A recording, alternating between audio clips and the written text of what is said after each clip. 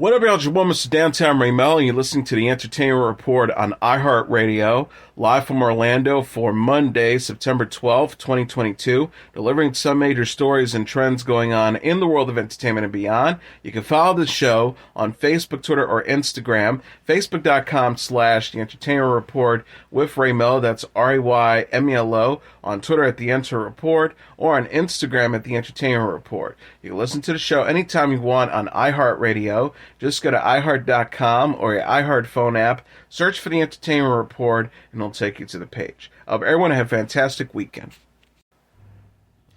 Harrison Ford's voice shook with emotion as he introduced the footage for his fifth and last Indiana Jones movie. The 80-year-old actor told the crowd at the D23 Expo, a Disney fan event in Anaheim, California, "Thank you for making these films such an incredible experience for all of us, giving the opportunity to us to make these films for you." He added, "I'm very proud to say that this one is fantastic. Indiana Jones movies are about mystery and adventure, but they're also about heart. We have a really human story to tell. It is a movie that will kick your ass. This is it. I will not fall down for you again." The teaser shows at D23 for the still as of yet untitled film has not been released to the public yet. CNN said the action-packed footage showed archaeologist Indiana Jones meeting up with his old friend Sala, played by John Rhys Davies, and riding a horse through New York City onto subway tracks. Set for release in 2023, the film co-stars Phoebe Waller-Bridge, Mads Mikkelsen, and Antonio Banderas. James Mangold directed the fifth chapter in the franchise, which started with 1981's Raiders of the Lost Ark. Ford will next be seen in the Paramount Plus Western series 1923. Amy Poehler, the voice of Joy in the 2015 movie Inside Out, has announced that Disney Pixar is making a sequel to the Oscar-winning blockbuster. The Disney website said Friday, after Poehler's revelation at the D23 Expo, director Kelsey Mann, producer Mark Nielsen, and writer Megan LaFleur are hard at work on the new all-adventure inside the head of a now teenage Riley who may or may not feel all kinds of new emotions. The sequel is set for release in the summer of 2024. No further casting has been announced, but the original movie features the voice talents of Caitlin Diaz as a middle school student Riley and Phyllis Smith, Bill Hader, Louis Black, and Mindy Kaling as the personification of Riley's feelings. Disney has released the first teaser for its live-action remake of its animated classic, The Little Mermaid. The 90-second preview has already gotten more than 2 million views since it was posted online on Friday. Starring Halle Bailey as Ariel, an adventurous sea teen who falls in love with the human Prince Eric, played by Jonah Hauer-King. The movie musical is set for release in theaters on May 26. The film, which was directed by Rob Marshall of Chicago and the Return of Mary Poppins fame, will feature songs from the original 1989 blockbuster, as well as 4 new songs by Alan Menken and Lin-Manuel Miranda. Melissa McCarthy will play the villainess Ursula, and Javier Bardem will play Ariel's dad, King Tridon.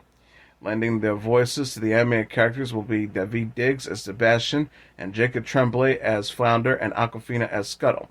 Friday's clip shows Ariel swimming through the shipwrecks with Flounder in tow. At the end, she sings the refrain for Part of Your World. Bailey tweeted Friday, "Guys, today has been so overwhelming and incredible. I'm so happy that you're getting to see a peek of everything. Thank you for the love."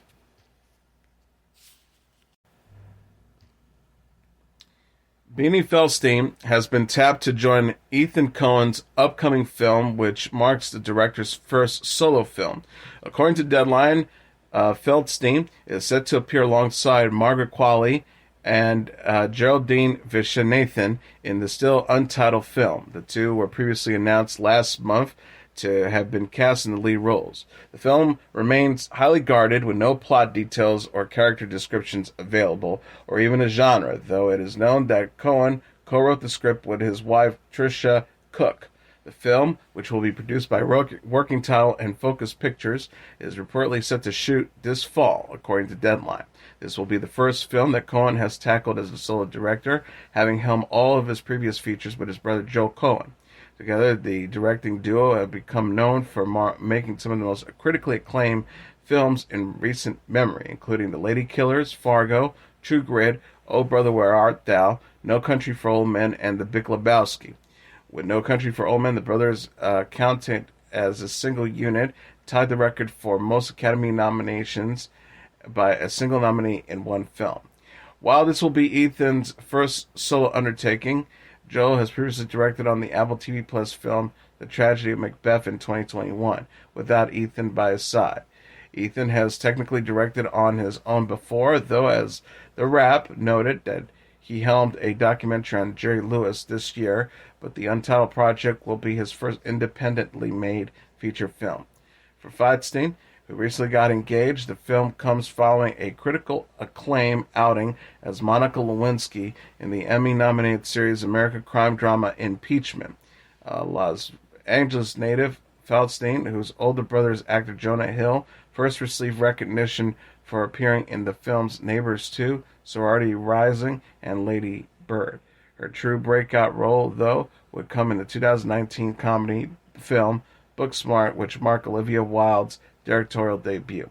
Feldstein's performance was critically acclaimed and earned her a nomination for Best Actress in a Comedy or Musical at the Golden Globes. Her last feature, The Humans, was screened at last year's Toronto International Film Festival. No release date for the Coen movie has been announced yet. The popular British royal Netflix series The Crown is expected to pause production out of respect following the death of Queen Elizabeth II. The United Kingdom's long-reigning monarch died Thursday at the age of 96.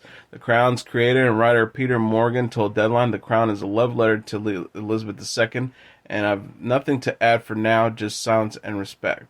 Morgan added, I expect we will stop filming out of respect too.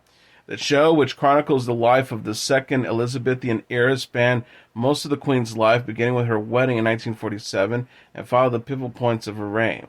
The show's fifth season, which is set to premiere in November, takes place during the early mid-90s of the royal family, including the 1997 death of Diana, Princess of Wales. Filming has started on season 6, which would likely bring the monarchy into the 21st century, though maybe not all the way into modern day. Plans have been placed at Netflix for a long time in the event that Netflix shoots the attention. According to People, The Crown's director Stephen Daldry said after the show's 2016 premiere that none of us knew when that time will come, but it would be right and proper to show respect to the Queen.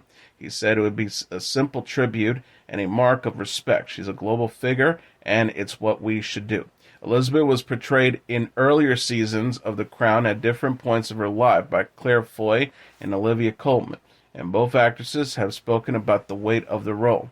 Foy told the Los Angeles Times in 2016, all the people who are closest to her would never speak to anyone. You're sort of doomed in that there is no way in. So you just have to do the thing where you go, okay, I'm a girl in a certain age, of a certain background. These are my interests. This is the person I want to marry. And then just flesh it out. Foy also said, I never really registered the fact that in order for her to become queen, her dad had to die. The one person who could tell you how to do the job is dead, and everybody is looking up to know what to do, and you're terrified. But she just keeps calm and carries on, and that's it, really. Coleman said in a 2018 interview with Vanity Fair that I emote. The Queen is not meant to. She's got to be a rock for everyone, and has been trained not to. She added, as a young woman in her 20s, she made a visit, serve her country, and she's still doing it into her 90s. I can't think of anyone else who could do that. She's a very impressionable human being.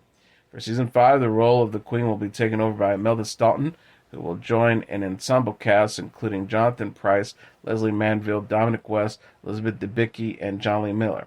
While sometimes criticized for its historical inaccuracies and liberties with storytelling, The Crown has been officially critically acclaimed, and has been nominated for 63 Primetime Emmy Awards, winning 21.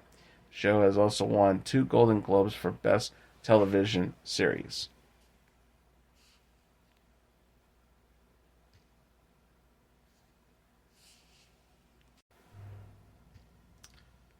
The Handmaid's Tale will return for a 6th and final season on Hulu. The streaming service announced Thursday that it renewed the drama series for season 6. Hulu shared the news alongside a video featuring Elizabeth Moss, Yvonne Strahovski, Lea Michele, and Dow, and other cast members. Michele told fans, "We can't thank you enough for supporting the show over the years." Dodds added, "Much love to you all." News of the renewal comes ahead of Season 5, which will have a 2-episode premieres on September 14th. Season 5 will see John face consequences for killing Commander Waterford while struggling to redefine his identity and purpose. Meanwhile, the widowed Serena, played by Strahovski, steps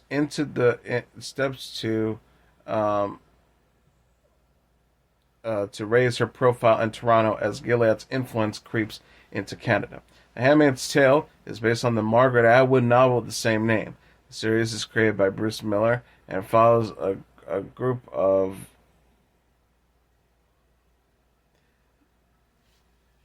The series is created by Bruce Miller and follows the lives of several women in a dystopian society. Netflix is gearing up for the release of its new show, The Watcher. The streaming service shared a teaser for the thriller limited series Friday featuring Jennifer Coolidge. The video is presented as an open house tour hosted by retailer Karen Calhoun, played by Coolidge.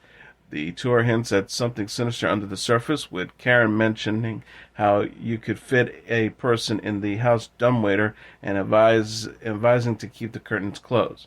He says, there's a lot of weird neighbors, and I want stuff out to request.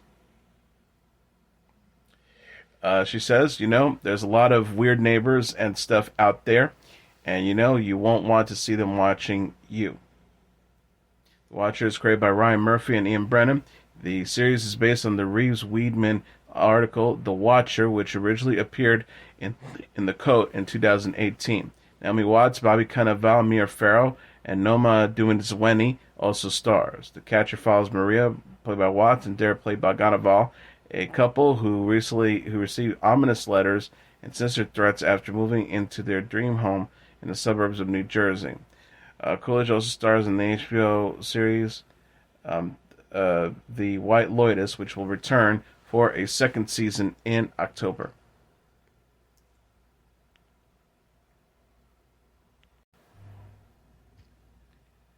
Michael Mando will star alongside Brian Tyree Henry in Apple TV+'s upcoming crime drama series Sinking Spring. Mando will play Manny Cepeda, a good-hearted friend of Ray's, played by Henry, who we first met when they did time together in the Youth Authority, according to a character description obtained by Deadline. The 8-episode series will follow a pair of Philadelphia friends who pretend to be DEA in order to rob a countryside home. However, the duo soon have their small-time grift becoming a life and death enterprise as they unwittingly reveal and unravel the biggest hidden narcotics corridor on the eastern seaboard. The show's story will be based on the novel Dope Thief by Dennis Tafoya. The series will be helmed by the star-powered team of Peter Craig and Ridley Scott. Craig, who will serve as a writer and executive producer, is known for penning movies such as The Hunger Games, Mockingjay 1 and 2, the Batman, and the box office smash hit Top Gun Maverick. Sinking Springs will be Craig's first time for writing a TV series, according to Variety.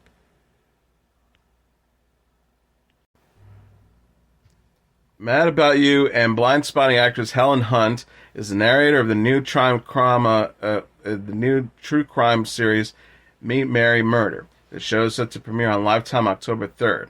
The cable network said in a press release Thursday, "What happens when the one you commit to spend your life with ends up taking it instead?" Meet Mary Murder explores several U.S. homicide cases of spouses insidiously killed by their partners. Each story is told by the family, friends, and colleagues who knew them best too, and the investigators committed to find out the truth of twisted lies, with chilling storylines of romance, betrayal, and greed, detective intrigue, and more. Meet Mary Murder digs into relationships that are shockingly turned deadly. 10 episodes have been ordered for this season.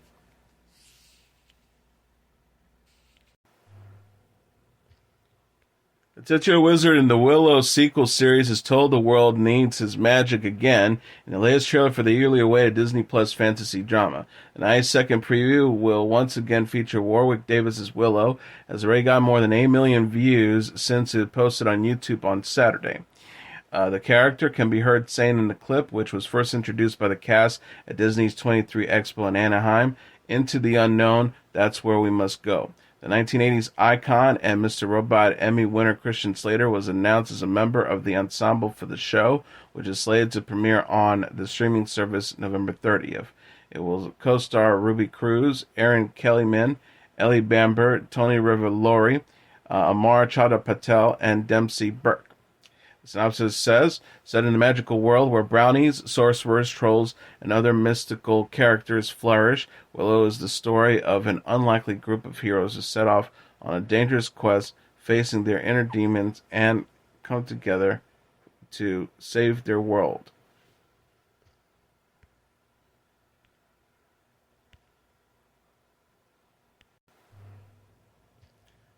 RuPaul, Sofia Vergara, Steve Martin, Anthony Anderson, and Sarah Paulson have been added to the presenters list for Monday night's Emmy Awards ceremony. Also expected to hand out awards at the gala are BJ Novak, Lizzo, John Legend, Rosario Dawson, Bowen Yang, Chandra Wilson, Chris O'Donnell, Freddie Highmore, Gail Garcia Bernal, Ismael Cruz Cordova, and Jake Lacey. The Emmys recognize excellence in television. The 2022 ceremony is to air Monday night on NBC and Peacock. Saturday Night Live legend Kenan Thompson is hosting.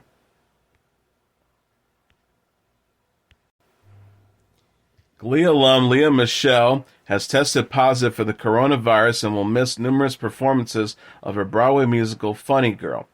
Michelle wrote on her Instagram story Saturday, "I'm devastated to say that due to the early signs and symptoms of COVID and the inconclusive test results due to the production's safety protocols, I'm not allowed to perform today's show." She added, "I will be tested again and will know more about tomorrow's performance soon. Julie is going to be crushing it today as Fanny, as are all of our amazing understudies who have stepped up so incredibly this week while we battle a very intense COVID outbreak in our theater." The actress took over the role of Fanny Bryce in the revival Tuesday. She is expected to return to the show September 20th, according to the musical's Twitter feed. Julie Benko will play the role until then. Tova Fields-Shaw, Rami Carmelo, and Jared Grimes co-star.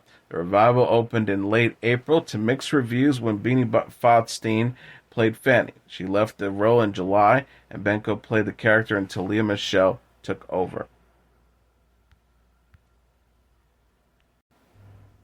Actress Marsha Hunt, known for her roles in films including Pride and Prejudice, as well as for her activism, has died. She was 104.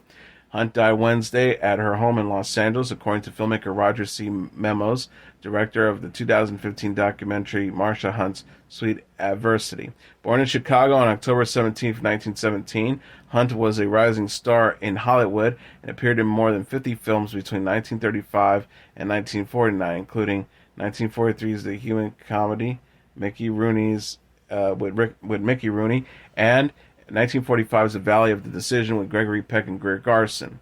Her career took a turn when Hollywood executives blacklisted her for protesting the House Un-American Activities Committee during the so-called Red Scare, Variety reported. She later turned to roles on television, including Matlock, Murder, She Wrote, Gunsmoke, and Star Trek The Next Generation.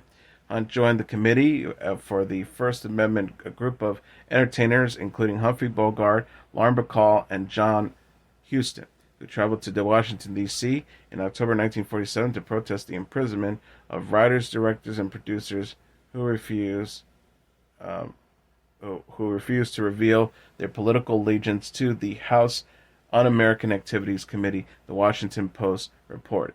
In 1950, Her name appeared in the Red Channels, an anti-communist paper that aimed to expose communists and communist sympathizers influencing the entertainment industry. In 1955, she traveled the world with her second husband, Robert Presnell Jr., and turned her focus to activism, actively supporting the United Nations and writing and producing A Call for the Star, a television documentary about about refugees.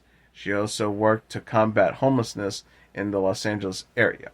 Hunt was preceded in death by her husband Peter Presnell Jr. and stepson Peter Presnell. She was 104. Trace Adkins said that he taught Susan Sarandon about the country music world. The two co-starred in Monarch, premiering Sunday on Fox. Sarandon said in a recent Television Critics Association panel, "I love the storytelling of country western music. I never knew it in debt or anything. I smoked the joint with Willie Nelson. That was about the deepest I got." Adkins and Sarandon play Abby and Dottie Roman, two country stars whose children are in the music business, too. Adkins is a recording artist himself, and the show features guest appearances by the likes of Shania Twain, Tanya Tucker, Martina McBride, and Little Big Town. Sarandon said, "That's the whole bonus of being an actor, that you get to go into these little bubbles that you don't know anything about and find out so much more in depth. I was so eager and looking forward to meeting Trace and to being able to wear the hair, the jewelry, and find out about life on the road." Adkins, who acted in films like The Lincoln Lawyer, Deepwater Horizon, and 13 Minutes, said that he was surprised to find himself as the lead of a network drama. Adkins says, it was about this time last year that I was getting into Atlanta and I was about to walk on a television set. I had no clue what I was doing or what I was about to do. So here we are a year later. I'm just hanging on my fingernails. Albie and Dottie still overshadow their daughter, Nicolette, played by Anna Friel. However, their other daughter, Gigi, played by Beth Ditto, is highly sought after. While country music was new to Sarandon, the Oscar winner said the Roman family drama was more relatable. Sarandon says, "I do know about families, so that was easy." Friel said that Adkins will help her fill in the country music world. The British actor sang in the 2006 drama Irish Jam.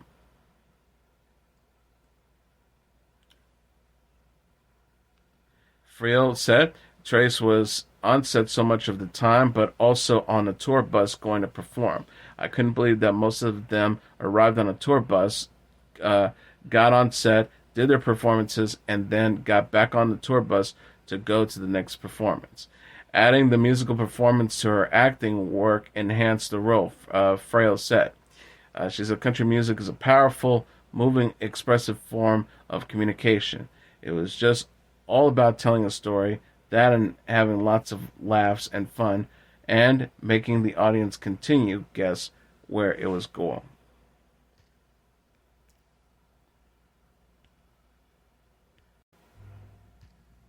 DJ Khaled's God Did is the number one album in the United States this week. Coming in number 2 on the Billboard 200 charts day at Saturday is Bad Bunny's Un Verano Sin Ti, followed by Twice's 1 and 2 11th mini album number 3, Kendrick Lamar's Mr. Morale and the Big Steppers at number 4, and Morgan Wallen's Dangerous the Devil album number 5. Rounding up the top tier, Beyonce's Renaissance at number 6, Silk Sonic and Evening with Silk Sonic at number 7, Rod Wave, Beautiful Mind at number 8, and number 9, Nicki Minaj's Queen Radio Volume 1 at number 10.